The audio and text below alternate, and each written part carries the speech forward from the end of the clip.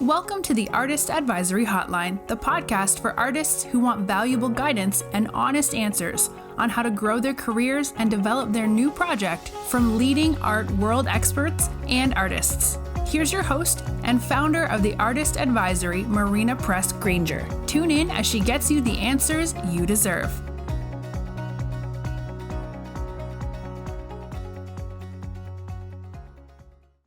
Hello, artists. I'm your host, Marina Granger, and today on the hotline, I have the pleasure of bringing you an interview with Onyedika Chuke, who is the founder of Storage, which is a space that was opened up as an art gallery in 2020, which is a crazy time to open up an art gallery, but it has completely persevered and gone way beyond that. They just opened up a second space also in New York City on the Bowery. So Storage is located in Tribeca, and their second space, which is Storage APT, opened up on Valentine's Day on February 14th on the Bowery. And it's an experimental space where the art is on the walls as if it's in an apartment. So it's really about experimenting what it's like to live with art and putting it in situ, so to speak. So that must be really interesting. I haven't seen it yet. I can't wait to go see it. And in this interview with Onyedika, I have to give you a bit of background because I first heard about Storage. I mean, I've seen it and I was like, oh, cool. Like, that's nice. It's another gallery in Tribeca. And then I heard about it because one of the artists that I had the pleasure of working with, and also his wife, who's an amazing artist as well, they started to show with Storage. And I heard that Jeff, Jeff Way, hey, I don't know if you're listening, is having a solo show with the gallery. So I am so psyched for that. Can't wait for it. And it's opening up later this year. And we talk about that on the podcast, so we can't wait. But it's really interesting to hear Onyedika's take on the art world. He has a really interesting background. He graduated from Cooper Union. First of all, he grew up in New York City, which is amazing. He graduated from Cooper Union and he went on to work at Susan Sheehan Gallery for like a decade. And what he did there was he really learned the secondary market when it came to modern and postmodern art. And it really helped him get a canonical perspective on the artists that he works with today. And this is super special because Onyedika came into this as an artist, right? So he has a really creative perspective on the business of having a gallery space and exhibiting art and all of that. So I can't wait for you guys to hear it. So without further ado, here's the interview. Hello, and thank you so much for coming on the podcast. How you doing? Good. Thanks for having me. Yeah. So tell us a little bit about your gallery and also like how you got started. It was so much fun. I feel like I really like your vibe. I was like walking around Nada and I heard of your gallery, obviously. But I I met you and I was like, hey, you're like so cool. I think we initially met at like the Rebel Museum party or something like that. And I'm just so excited to have you on. Love your vibe. So yeah, tell us how you got started. It was a pleasure meeting you as well. And yeah, Nada was our first art fair. You know what an experience. The gallery just made a year as a gallery, but we started in 2020 as a project space called Storage Projects. And the space was originally located on the Bowery, which is a legendary artist block. Myself, I was an artist myself. Went to also on the Bowery, actually. So I went to school at Cooper Union, so I sort of always been in and around Bowery. So opening a space there was something that felt, like second nature. And the gallery was founded in 2020, essentially as a project space. So I ran it for around 7 to 8 months. Yeah, and I closed up shop and went back to make my last art project, which was at LMCC, which was a project in collaboration of LMCC and Pioneer Works. And the art and project, took me. It's kind of a culmination of a project that took 10 years to build. So I've always had a very long-term kind of mentality about things. Yeah, so did that project, finished that in June 2021. Then realized I really missed the space of, curation, this space of like making space for other artists, and also evaluation and, business making. Did my first transactions as an art student at Cooper Union in 2017. No, 2007 actually, with Susan Wow. Sheehan. Yeah. So yes, it's been a very interesting journey from learning, how to make transactions as an art student, freshman at Cooper Union, from '07 to where I'm at now. So this has been a very interesting I mean, you make business the same way you make an artwork. It takes a lot of consideration, takes a lot of changing, have to be very creative about it. But yeah, that was my start. Started as a maker, went to art school, then started making transactions, with a gallery that's been around for, around 40 years. And then, here we are. Wow. So when you were an artist, you started to make transactions, right? But do you Yeah. mean you were selling your own work, or were you working in a gallery selling the work that they had? Yeah, I worked at a gallery, and we did modern and postmodern American masters, works on paper, mainly offsets. So the likes of, Rauschenberg, Lichtenstein, Lachlan, Cy Twombly, that sort of material was what, that was my start, and, spend time in the studio, sometimes in the daytime and working the art fairs at night, or, just different scenarios of really being involved in, just seeing, what makes an artwork valuable. In different ways, like, one is in the studio, seeing other artists making, and myself being amongst them, making a career as a maker, to being around art dealers that were in secondary markets, seeing how do we value work after it left artist studio 2 or 3 times over, to 20 or 30 years or 40 or 50 years later. So all of that was packed into my early beginning. Wow. And when you talk about the secondary market, one thing that comes to mind as well, aside from like how we actually value the work, and it kind of, I guess, relates, is how much money circulates in the art world, because the secondary market has big numbers. So Right. I wonder if that kind of, what was your impression with that? It depends. The first time, the first fairs that I worked with a gallery, you had numbers of like 2 to 300,000, and you're talking about works on paper, offsets. It could be a lithograph of, Richard Diebenkorn, right, from the 1960s, or it could be a Warhol, from the 60s and 70s, and the numbers were up there. It's very, it's quite different from what you saw in the studio. So I don't know, like, what are my thoughts on it? This, is business. It is, we ultimately, so when I work with artists, I tend to ask them, what kind of critique do you want? What kind of environment do you want us to create inside of your studio for these next 2 hours? Do you want to talk more about the intellectual part of the work, the more critical, conceptual part, which is something I'm very much versed in. I made art for a long time. I still work with universities like Columbia University, MFA. I worked at Cooper Union. I'm still very much involved with the critique environment. Or do you want to talk about market?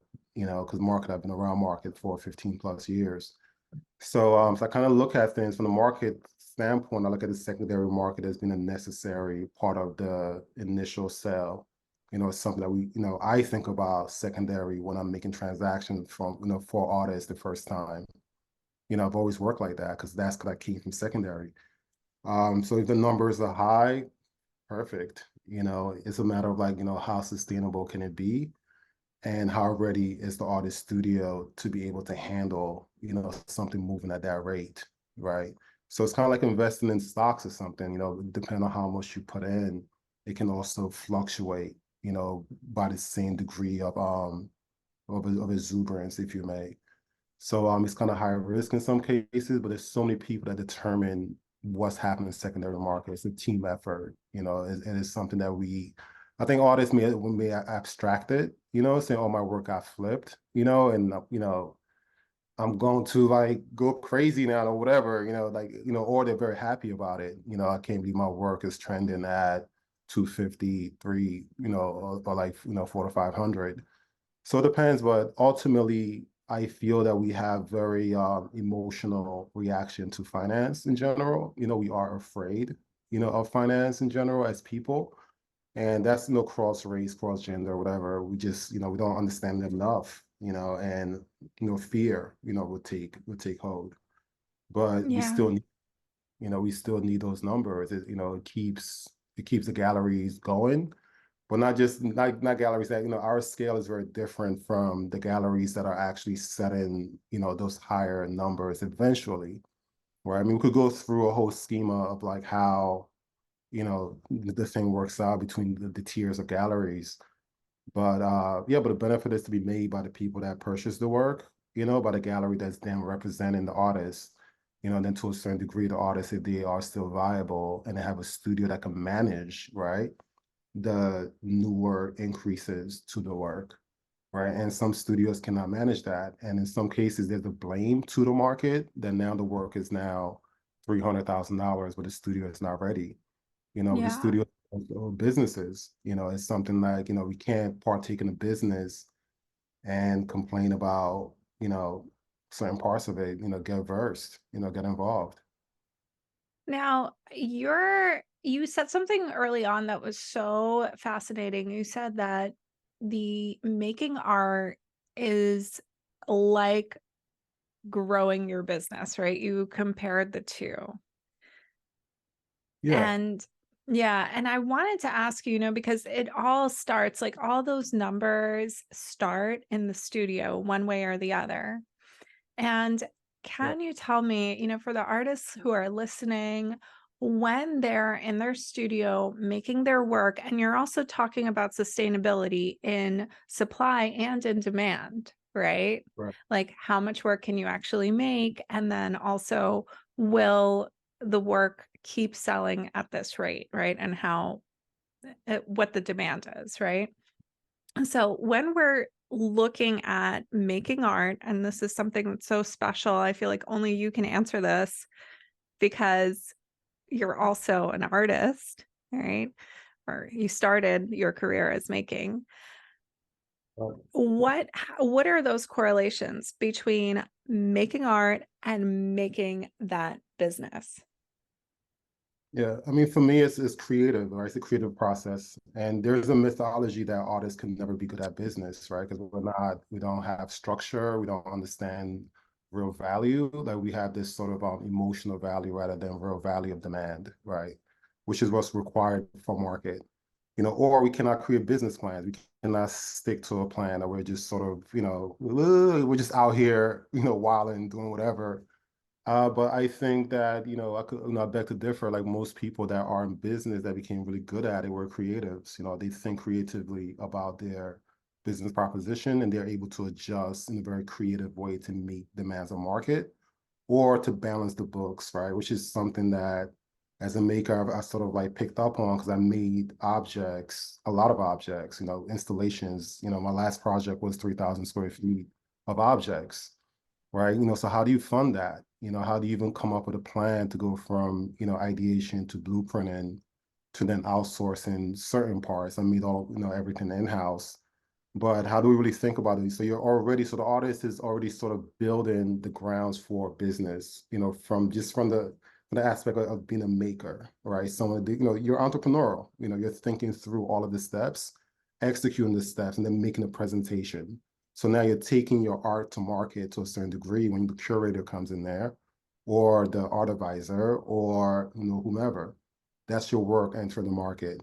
but we don't quite think about what we've done from step zero of, purchasing the clay, or the canvas as already being a creative thing that could be part of a bigger business kind of enterprise.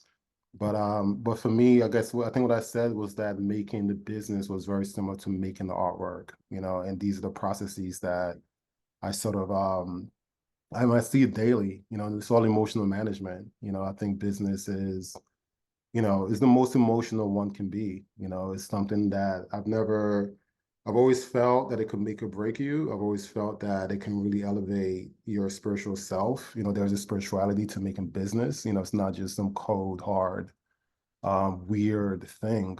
A lot of, and people that really do good at it are more or less interested in reaching their higher selves, the same way you would through a religion. You're not just part of that religion for the hell of it. You want to be better, and the same thing as an artist, I want to be the best installation artist to ever have been around, so so that shifts over to, making a gallery. Yeah. And, you mentioned that we're scared of also like numbers. Like there's a lot of fear around big numbers and kind of like scaling in business, especially for artists, I guess, because you're taught that you're not supposed to be good at business, right? But then you see artists like, think what you want of them, but like Jeff Koons, for example, and you're like, hey, that guy's really good at business. And right, like that's how he got there.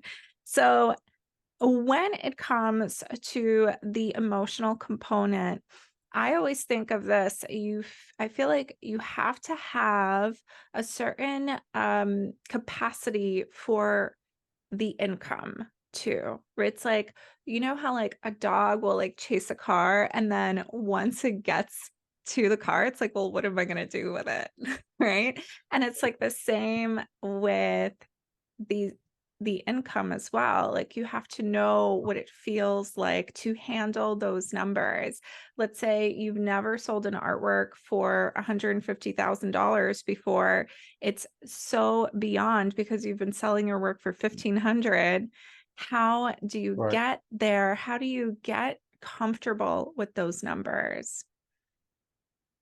Yeah, I think, one way to think about it is what kind of access do you have to your future based on those numbers, right? What kind of access do you have to particular products based on those numbers, right? What kind of space or freedom do you have based on those numbers, as opposed to just thinking about those numbers, right? And then depending on how you spend the money, right? Are you putting yourself in a bind now because you made 150, but then your expenses are much higher, or you raise your expenses, so you're not thinking about the freedom anymore in a way, right? You're putting yourself in a bigger hole per se, and the numbers are really interesting. So when I started the gallery, as a project space, the space I started was very different than what I have now. And mind you, we started from this basement under a restaurant, there's pipes everywhere, there's water leaking, making transactions. And I just thought about it. I'm like, hey, like, I'm going to do this. People are like, oh, well, that's not a good idea. It's a lockdown. We don't know if you know how to do business, whatever. And, I'm like, yeah, I'm definitely doing this. Right. But the overhead was so low, and overhead was low, but it came with a very particular kind of space. Right. So what kind of products can I move through this space with very low overhead? So in business, sometimes, again, the numbers could be so scary to so many people that they will not scale, they will not invest, they will not think about, what can this expense, give me on a monthly basis. So I'm looking at it as a transfer of energy, or even with the gallery here, I did my own renovation from gutting out the space and rebuilding it. A lot of energy was put in, right? So, but I was also able to raise the worth of the space by doing that, you know. So I think numbers are very scary, from 15 to 150, but I think it's best to think about it as an energy transfer, and also as a proposition to create more space somewhere, less could also have that money in the bank and it does nothing. Like I don't keep much assets in the bank. I'm someone that would invest, at anything I think is smart, And there's not many smart things to put the money in. So I think so when you start spending, at least for me, like once I trust the product and I feel like that's the product I should put this money in, that becomes my bank, because I can't, governments regulate things in a very particular way if you're going to a proper bank, but there's ways to create mini banks and certain things that we put that 150 in, as opposed to being so, afraid of it. So like having the next step in mind is a really good way to start to feel kind of like accustomed to bigger numbers, because you're like, okay, well, like I've got the 150, what am I going to do with it? How do I reinvest it? How do I keep it going? Instead of like, Exactly. I'm just gonna, buy a Lamborghini. Can you even buy a Lamborghini for 150? I don't even know. No, Yeah. you can get Definitely the not. You might engine. get yeah, no, you get the Ultimate 2026. Okay, all right, very good. Um, Yeah, the Ultimate like a few months earlier. But I love that. And that goes to say like matching the energy of that money flow is so important too, because like like you're working with people on the other end of these transactions who have this huge money flow, right? So you want to but, be matching that energy in every which way, including your mindset, including knowing what they're also interested in, like perhaps cars, right? And on that caliber. So do you want to talk about matching that energy a little bit? I mean, in the business, for anyone that's been around longer than 20 years, which I'm getting on 20 years, believe that or not. And most of my mentors are from the 80s and the 90s, and a couple from the 70s. They always say, do not try to keep up with the Joneses. So that's the thing, right? It's a terminology, the Joneses being the person that may have something that you want. And when they make a move, you make a move. But of course, the Joneses, it's the whole idea of the iceberg, right? There's familial wealth. There might be certain investments that we don't see. There might be, it might be fraud, if you may, right? There's so many things that we don't see, right? But when we see, and of course you see this on Instagram or certain kind of social media platforms, or the way people may wear clothing or the way they may speak, right? We want to emulate who we think is winning, so we do what they do, as opposed to, so yeah, so with matching energy, in many ways is more on the human side. Like now you have the financial energy, which for me is like the money I'm able to create from my own labor is where it starts, right? Because I never had access to capital via bank or familial wealth, so I had to learn how to generate from my own body, right? Now, when it comes down to clients and seeing how they're living and what they may have interest in, I remind myself that they're coming to me for the product because I've created a worth, right? I've trained an eye, I've trained the way of doing business, I've trained the way of creating trust between myself and the artists I work with, and other clients. So that point is more, they have to match my energy to a certain degree, which means like, will I offer you this work? And people say, oh, well, you're not a massive gallery. How can you ever deny a transaction? I deny whatever the fuck I want to deny in general, and, but in many cases, you do better business with people that you really feel good about, so if they're able to approach me and the artist in a way that, everything feels like we can trust and feel we can grow, and that could be in different ways, right? Then we're matching each other's energy for that transaction, but as far as, the entire idea of keeping up with them, that's not really my business, and one of the things I think about, is this term that's been floating around for a long time, which is mind your business, you know. And I mind my business. I literally just look at my books. I look at my emotional, which is kind of probably my first bank, is the emotional bank. Like how do I feel today? Am I having a shitty day with, do I have a bad attitude about what's happening? And how do I deal with the ups and downs of being an entrepreneur, in the city of New York, Tribeca, New York. Um, that's first and foremost. But long story short, like I look to see, and also being someone that really thinks about the products I'm offering, air quote product, being the artwork. and also the image, right? The image is a product. If you maybe to break it all down, when I look at that, you know, I can, the best we can do is to do it exactly the way we feel it needs to be done. You know, it's not based on what they want. You know, I don't know them so well. You know, I don't, you know, we may not even have the same political stance, you know, nor, Lord knows, we're probably so different. You know, I can't even try to match that. You know, Yeah. I'll terribly. Yeah, but there is, I love the idea of your being, I want to say like conscious of your emotions and how that like generates everything else in your business. And when it comes to presentation of the artwork, right? Like presentation of the product, as we say, which, essentially it's so important to equate it with these like clinical words like, marketing and branding and product, design or whatever. When it comes to the presentation, can you talk a little bit about that? Because I think there are artists listening thinking like, what do you mean presentation? I've got a beautiful artwork. That's all you need. Right. So in that case, that's where matching the energy may have more of a, you know, more of a grounds, right? So the people that are purchasing the work, they're used to a particular kind of treatment, right? Or, you know, and it could be varying from, you know, how they being greeted, right? There's no sell, you know, the way sales happen for them when they are buying the Lamborghini or when they are buying the Altima or when they are, you know, at a restaurant, right? And different restaurants that you have access to would treat you differently. So presentation is important to them based on that because they're making a choice of where to put their, you know, their energy, right? The energy might have earned them, you know, X millions of dollars for the year, or maybe it's a couple of thousand, depending on who they are.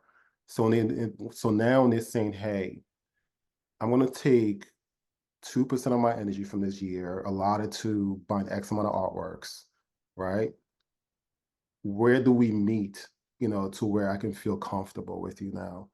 You know, so there's a dealer, there's a gallerist, there's a bunch of consultants, right? There's so many different players in the game, right? And then you have the artist, you know, so the artist with that artwork that, you know, how are you using the material? You know, then we think about framing of the material, which could be conceptual, the way we talk about it, or it could be a physical frame for the work. And then the gallery itself is a physical space, is a conceptual proposition and a physical proposition at once. So which gallery is it? You know, what's the, you know, how they thinking about the entire framing? What are the walls like? When I was building this gallery from scratch, making every single wall, I literally would touch the walls as I'm standing it. You know, you stand it and you touch it. I'm like, does it feel right? I felt every single wall in my gallery, you know, because I know that light will bounce off the wall a particular way, right? You know, I know that there's certain things I can do and cannot do based on how I prepare the framing, you know. And then when I was in art school, we had this professor, Mike Essel, who was came from the graphic world. He ended up becoming the dean of Cooper Union. You know, I think he's leaving now to pursue one of his dream jobs. But I remember staying up all night to work on his projects, and you'll get in and you put the work on the wall, and if the corner was creased, he'll stick on that corner for a minute. Like he was not trying to look at the image unless if the presentation was tight, right? You know, so it's so important intentionality. You know, it's kind of like what people are talking about. And if it's intentionally creased, right, now you tell me why. You know, what's the concept? It just can't be, oh, that's the only piece of paper I can find. You know, it's just like, you know, what's the concept behind this crease? But that's a proposition to train the mind to think about process and present, you know, again, presentation and intention. But Mhm. I do feel like sometimes artists may be, you know, I don't know, being an artist is a very interesting thing, more for painters than sculptors or anyone else, you know, and there might be some painters that may say, fuck you, like why, you know, it's all the same.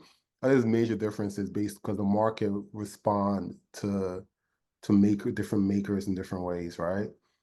Sometimes there might be a thing where, you know, just the image is the only thing in consideration, not the, you know, not the material, the substrate, either be linen or jute or, who knows what, right? To the stretcher bar, to the thickness of it. All of that is content, all of that is a part of the work. Um, in sculpture, I think it's a little bit more apparent, because people are thinking about the object in stasis, and they're considering how the thing is being held together, as part of the process, as part of the concept. In performance, it's all there. Like your body, if you have acne, it's like it's all of a sudden part of performance. So yeah, I think presentation is super important. I think that, the things that we can help, we should. Um, yeah, just no thoughts on this. Yeah, and it just like starts from it's so interesting. It's like I'm seeing my mind, I like to kind of generalize and simplify in ways, because I think that once you do that, like you can deviate however you want. But what I'm seeing here is like it starts with this like presentation of the gallery that you want to match the vibe essentially of like what you are going to be selling, the caliber, right? So it starts with the actual space and the artist and or the maker, right? And the presenter, the gallery, go and they have this like relationship where they both have to show up and do the thing Right, properly. They right, both show up with their intention. And that intention is also reflected in how serious you are about the thing that you're doing. And I almost think of it almost like as an obsession. I don't know. Because once you're like really into it, which is like so exciting because you're literally being obsessed about what you do.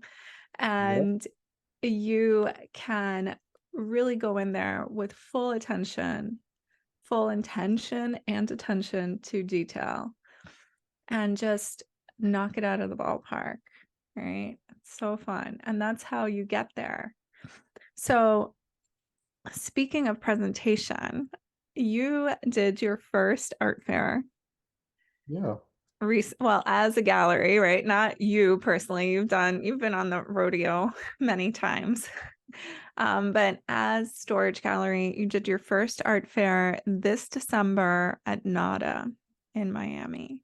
Tell me mhm. about that experience. And I'm very curious to know, how did you choose what you would be presenting at the art fair? If Mm. that's something you can speak about. Yeah, of course. I mean, it's all conceptual for me. Like I still consider what I'm making as some, as a process of art production, right? I just happen to be on the transaction side, on distribution side, but I'm still thinking about the steps of it as the way I would, make something. So our booths are very conceptual, so we're thinking about, different avenues of the body, from the internal to psychological to the physical body. So we use that to then select the artists that we selected. And as you may have seen the images of the booth, you'll notice that you're walking through objects, right, that we use almost as screens, that relates to the interior of the body. There's a work called Body Kit, by an artist we work with, Baxter Koziol, where you're looking at internal organs, right? And then depending on where you're standing in the booth, you're looking through it to the work of Adam Lupton, right? Where the image that he has in the work is almost an X-ray of a physical body, but he's also able to see, or the character can see inside their own body at the same time. So I'm thinking about it very on a conceptual side. Of course, there's cost. You must on the business side now. How much is the booth? How much is the travel? How much for staff? How much? Even down to the lights. It's like $200 per additional light. So all of these things, like trying to get all of it to just sort of like make sense and meld and then turn into something that seems seamless, because like a work of art, we don't want to think about the labor that it took to make the work of art. We just want to have an experience. You're looking at a Roscoe, you're looking at a Jeff Way work this is from 1973, right behind me. Like we're not thinking about how long it took the artist to make it. What is the experience? So how do we design a booth that is effective, when also considering maybe 100 to 200 other art fair booths, and how do we present the artist strategically where the works can really be enhanced. It's not just about how they made it. I want to get that work to the next place, right? And hopefully the way I'm curating the booth or the gallery will then challenge the artist to work in a way that, they're like, oh, I didn't even think about that. Or now seeing this and knowing the conversation, I'm able to take this back to the studio and work again. So yeah, so the process was very, conceptual. Also think about how someone would navigate the booth, like what is the comparison, what's the height of the works, to my viewer, what is the lighting, and then you have your math, of that common business math of, product to expense, and then you have your follow-ups with the clients, which for art fairs are really, really, it's weird, and I found that the wealthier the clients are in many cases, the longer it takes them to pay. And art fairs are one of the places where follow-ups are, exceedingly more difficult than gallery sales.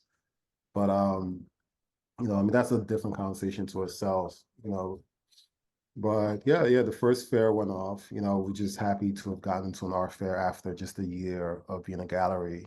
And so we're doing Felix Art Fair next, doing Nada, right after, and then hopefully, we're doing the Armory, in September. And maybe I'll wrap it up after that or jump into one more fair, but yeah, I Yeah. mean, yeah. That's a really busy calendar. And, what are the benefits for you as a gallery to do art fairs? I mean, I feel like, I Mhm. mean, it's pretty obvious, but tell me. I would love to know. Yeah, I don't, I thought about fairs because again, like I kind of came from a lineage of dealers, in many ways, and people that I'm still around to this day that I've known for, almost 20 years. And they also would say, don't do too many fairs, it could put you out of business, right? And we could think about a decent amount of galleries that have been out of business in the last couple of years. We could count how many fairs they've been doing. But there, so there's something there, right? The idea of keeping up or matching energy, keeping up with the Joneses, where artists are also saying, how many fairs are you doing? Can you put me in an art fair? If you're not putting me in this fair, I'm not working with you, right? So there's also this demand. And coincidentally, these are also usually the younger artists would ask for stuff like this. You know, there might be a correlation to age. Who knows, right? Maybe it's a different era, between artists like 50 plus and 40 and under. That's on demand and certain things like that. But when a gallery does too many fairs and they cannot really match, with how much money they're making or whatever investments they made prior to the fairs in order to then pay for the fairs, it could be a huge problem because then you also have the gallery overhead, which is fixed. It's always going to be there. You cannot get rid of brick and mortar rent. The expenses of that, your staff, and a few other things. But so when I made my business plan, I just stated that I would not do a fair for the first 3 years of the business, just given what I know of the art fairs, right? Which it could be a massive money pit, because there's so many determining factors.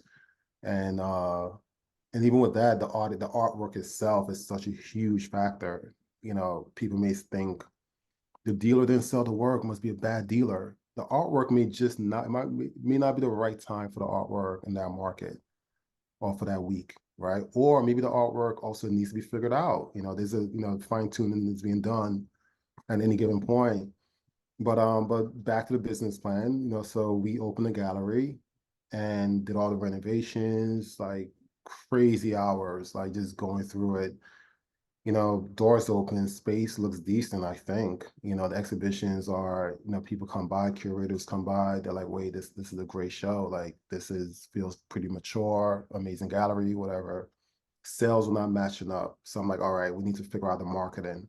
So art fairs for me are coming out of my marketing dollars. It's not my bread and butter. I don't think about it as, you know, where I go to make money.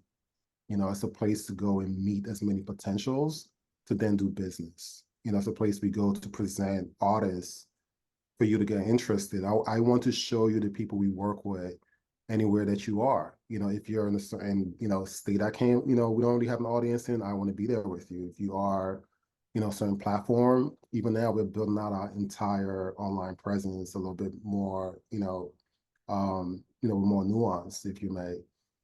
So the fairs allow for a lot of people to see a decent amount of work in a very short amount of time.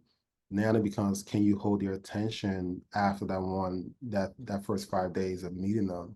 That's another, proposition, but to then do the fairs after staying out, it would not be done, right? And business plans are to be adjusted. They'll work and document based on what's happening, the temperament of the marketplace. But yes, I think, fairs, one is exposure for the gallery and the artist. Second, it's a way of like meeting as many people you can build a relationship with long term. It's also testing the market, to see what's happening. But even for those that test the market often, and there's just too much, right? They may forget that the market doesn't even know itself. It hasn't been around for that long. And it's also something that's big, it's so subjective, right? So if you're changing based on something that's so subjective, you're gonna lose yourself eventually. Who are you? Like, what kind of artwork are you, really standing behind? And literally, like, go out of business. That's your bill. You still gotta pay those damn bills. So it's a matter of sticking to the plan, of what you feel as much as possible, and then adjusting, 15 to 20% of like what's happening, on the business side of things. But as far as the artwork that we take to fairs, we are normally thinking, what can it do for the artist? Like, how does it, create an atmosphere for people to think about us as a gallery? We're thinking, who can we meet? Again, it's an energy transfer, it's an exchange. Now we've exchanged X amount of dollars to then get to this fair, and this fair is gracious enough to have us, and we present the propositions from these artist studios, right? How can I not compel someone to come in and say, we did not know you exist, didn't know this artist exists, but most of our artists is their first art fairs. I want to sit down with you and think about like how I can, have some of this energy or this thing that is here in my living space, have it be part of my journey. And fairs could do that in ways that walking through, Tribeca, we're on Walker Street, fairs can do it in a way that Walker Street strolls would not. Yeah. There's so much when it comes to art fairs. It's obviously like the marketing is working in so many different ways. That's how we met. And here you are amplifying your voice to so many more people. But it's so fascinating because, yeah, you do get to meet all of these amazing people and start to grow your network. So I think it's so wise. Question for you though, do you find artists at art fairs too that you're kind of like interested in working in? Do you take the time to look at that as well? Well, for sure. There's been a couple artists I liked at fairs and followed up, and yeah, I mean, definitely I'm always looking at art. I spend thousands of hours a year looking at art. And Yeah. most things I look at, I don't work with. There's so many things I have to feel ready, to work with certain artists, and I have to feel like there's something in the strategy of where they are, where my way of thinking can be of benefit. If I can't benefit the artist, I don't want to be involved. Mhm. You're gonna make money and lose money anyway. So it's not even about that. It's not like, let me get involved with this artist and we can make X amount of dollars, that you may hate it. It's so funny. I was looking at art like yesterday. I'm sitting here in my office, right? I spent maybe like 3 hours literally like scrolling through things, and I'm on the laptop looking through thousands of artists, and I go into these binge things. I'm like always in the search. We have a databases and a gallery of artists that we're looking at. And I remember thinking about one artist, and then I thought about it. I'm like, wait, this is doing well, right? So I sort of like it. But then the last factor was, if I, can I walk into this gallery every single day for a month, 2 or 3 months, and see that work in here? And how would I feel having to come to work and this is what's meeting me at my job? And I said, it's not for me. If I cannot look at it for months on end and feel like I'm learning from it and feel like it's challenging space, and it's challenging art history, it's not that it is canonically interesting. We call ourselves storage. We dropped the gallery moniker, if anything, call it storage archive. The IG has been changed. We're doing a whole sort of like tweaking of the air quote brand because we're interested in the long term as much as possible. Half of our artists are over the age of 70 years old. So we're thinking about something in this span of history. Again, starting from the secondary market, which is where I came from. So yeah, can I look at this work every single day for a month, 2 months, 3 months? And if the answer is no, then I can't get involved. I really can't. I don't care who wants it. Wow, that is so powerful. And I love how I feel like I was thinking about the right word for this. Really love how conscious you are when it comes to every single decision you make, and it's so clear in everything you do. I have to say, when I work with artists, when I teach something called the energetics of presentation. Mm. And I feel so happy to see who you're showing and to hear this, because there are artists that I've worked with on the energetics of presentation that you were showing in your gallery. So Oh, really? yes, I am so I'm like, yes, it's working. Cool, I don't know. cool, very cool. Yeah, Yeah. So yeah, it's important. It's so important. And, because we are always going to present how we feel, whether or not we think we're doing it. yeah, and every little way that you feel, it's like there are little micro actions that we might not be conscious of that resonate in every little thing that you do. So Like, that is so cool. All right. I wanted to also ask you, the age-old question of, well, actually, we already talked about that. We talked about how you really look for artists. I didn't even have to ask you.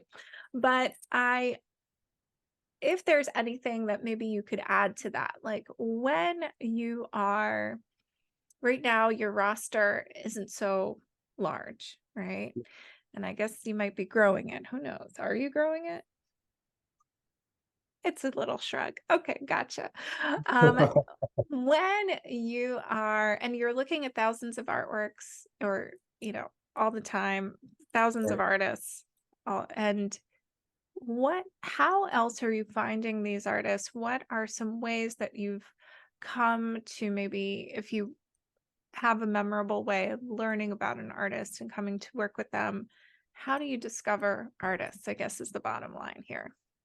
Bottom a lot question. of ways, so many ways. Some of them I went to school with. Some I've done like a ton of art residencies. So I have a network from those residencies. I've traveled. I've lived abroad.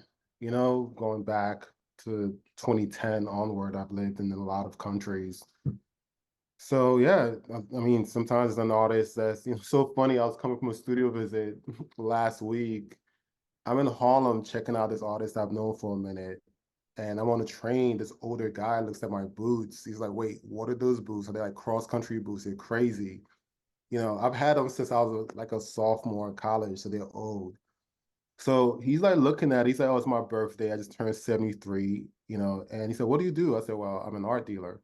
He said, oh, well, my mom was an artist and she died, like X amount of years ago. I feel it's my sole purpose to get her work into the world, right? There's been evaluations done on it. The work is great. He said, I wish you could see the work. I wish you could see the work, right? I'm there, I'm like tired. I'm all the way uptown. I live downtown. The gallery is like downtown. I had meetings to go to. And something hits me. It was just like, Onyedika, like you take chances. You're gonna say yes to this dude, right? But you may not be able to get back uptown because he lived like on 100th Street. So I hope he doesn't hear this because I want to be more on the candid side of things. But needless to say, so he says to me, would you want to come and see it? And I said, well, I'm not coming back up here for a minute. He said, do you want to come now? And I said, all right, I'll go. So from 125th to, and we get off, I think on 84th or something like 85th Street. And then we walk. I have never met this guy before, right? But I'm just on this like, tourism sort of like vibe. I'll just go wherever you tell me there's good food. So I'm walking with him, and then he's like, yeah, this used to be the former embassy of some whatever. So we get inside, and I look around, and I'm like, fuck, like it's just like, I was like, it's not really what I'm looking for. It's not quite that thing that's making me, that's the thing about the school, like going to the kind of art school I went to. There's such an emphasis on lineage and history and on literature. I spent 30, 40 hours a week writing and learn how to do research. Some literally still like everything down to the paragraph structure is like so important to me. So the story is important. And even like walking into this like apartment that he's had since the 70s, that's, rent controlled, and seeing all this artwork all over the place was so important. And I turned back into an art dealer, and I just said to him, I'm like, yo, like, how many works did this person make? Gave me a ballpark. I look around the walls, plastered with art, a ton of art. Of all the art, there was only like 5 decent things, at least for me and my audience, right? And my audience trusts me to go through hell, to find the things I believe in. It's not the things that they believe in, the things that I believe in. And I just looked, I'm like, is there more, like, how many of those do you feel, that might have been made? Gives me a number. And I said, all right, cool. Maybe there's someone I can think about that'll be interested, on this, on the dealing side, but it's not for me in particular, and I exit the place and I go on to the next meeting, and my days keep on running. But so we have those kind of moments where it's super happenstance, and there's moments where it's artists that I haven't spoken to in a while, and I think about them. And I remember seeing their work when I was like 15 or 16 years old, which has happened. I'm like, wait, what is such and such doing now? They still making art. Can I go find them? And I go find them, and there's moments where, one of our artists, her student found, like, I knew him as an artist, right? We're just artists or whatever. He just says to me one day, he said, oh, you're opening the gallery? You should take a look at this. And I did. But it then took me like 4 years to get to it, to really be able to then cement what my thoughts were, over the course of, months, years. So it depends. Sometimes Instagram, seldomly is Instagram, and definitely not the first thing I see on my explore page. Because that's a decision being made for me. I don't want my decisions to be made for me, ever. So the algorithm will put certain things in front of you because that's what your followers are looking at, and then things that the people you follow are looking at. So I look at that as usually a little on the like bright and in the ugly way kind of bright. There's different types of bright. There's good bright and terrible bright. And yeah, it's always something like that. I'm like, I don't know, but I'll keep clicking. I'll literally go through like another like 45 minutes to an hour, just intense detail to then look, and every now and then I'll find something. But I mean, one of the worst mistakes I've made this year thus far was keeping a slot open at the gallery, for a happenstance project of an artist that I just find and just say, wait, you're great, we'll give you a solo right away. Worst mistake I ever made, I mean, there's other ones, but as far as this year is concerned, this is what, the 24th of the year. I forgot like how particular my eye was. I forgot like how many, things I have to weed through to then find what I believe and I can make an argument for. Sometimes people may say it's too much confidence. Any artist that we show, I can make an argument that they're amongst the best artists around, canonically, maybe not aesthetically for what people are looking for right now, but I can make an argument. I could write you a paper on it, and Yeah. seriously, so leaving a slot open, I forgot that it takes me a long time to make a decision, so now at the gallery, we're like, what's going to be our February exhibition? I'm like, fuck, like I left that lot thinking something would just hit me in the head, but I'm literally the person fighting gravity to like walk on air to go find it somewhere. It's hard to find artists, super hard, especially the Yeah. stuff that you to look at for months on end. Yeah, exactly. And then not only are you looking at it for months on end, your collectors are trusting you to tell them that they can look at it for years on end. Yeah. Right. Yeah. That is not an easy job, but I am sure you do it really, really well. And I wanted to ask you, if there's anything you want to tell our listeners about what's going on with your gallery, what's coming up, and also where can we learn more about storage? Yeah, so storage, you can learn about us at storage.archive. That's the Instagram, storage.archive. And, yeah, tune in. We make stories, we make posts, we do announcements on it. And you could just also message us, say, hey, like just put me on the mailing list, and we can do that. And when you come in the gallery, we'll talk to you. That's one thing you should always know about us. It's like we're very personable. I'm a city kid, grew up, went to school, in the boroughs. I've lived in every single borough except for Staten Island. And I did visit a couple of times though. Yeah, me Very too. You gotta visit Staten Island. You cannot be from New York and not at least pull up on Staten Island a Yeah, couple of times. you gotta check it out. Once I was there and I was like driving and these turkeys, there were like 6 turkeys across the road. And I was like, oh, okay, Staten Island, we got it. I feel like Staten Island has turkeys and the Bronx has chickens. Oh, When it comes what? to like random poultry like crossing the street, it's like Bronx has chickens, Staten Island has like turkeys. Wait, and then like Queens and stuff, they have those like flying geese that are not good Oh, for yeah, I airplanes. know. I know. It's Yeah. almost geese. It's in the Yeah. animals of New York. Such a Animals of New York. yeah. No, we're like very much excited about the artists we show. So we'll talk to people about art, all day. Um, what do we have coming up? We have the art fairs coming up. We have the solo of Adam Lupton coming up at the gallery. Towards the summer, we have Elizabeth Flood coming up, and these are all solo debuts of the artists, in the States. And then we And have you're, Jeff. Yep. oh, sorry, you're building out the storefront, Yeah, we're right? building up another space. It's not a storefront. So I've kind of had this weird feeling as if we're not niche enough, to kind of like think about all the things we cannot do here. The space is around 2,500 square feet. It's in Tribeca. It's very market. This is probably the least market of a gallery in Tribeca, right? But for me, I'm still thinking about what is missing here. I'm still thinking about intimacy. I'm still thinking about scale. I'm still thinking about, and it's not even scaling up. I don't care for that right now. I want people to be able to think about how artists live. So we came up with this concept of storage apartment or storage APT, which stands for art presentation template, apt or whatever. Yeah, so it's a place to show art. It's a private viewing room, project space. There's also a living space, right? There's a kitchen. I'm interested in how people live with art. It's a social experiment to a certain degree. And also, what are all the parts that are missing? So we're starting February 14th with an artist named Barbara Nitka, and she worked in the porn industry of the 1980s, right? As a photographer on documentary style, but not just that.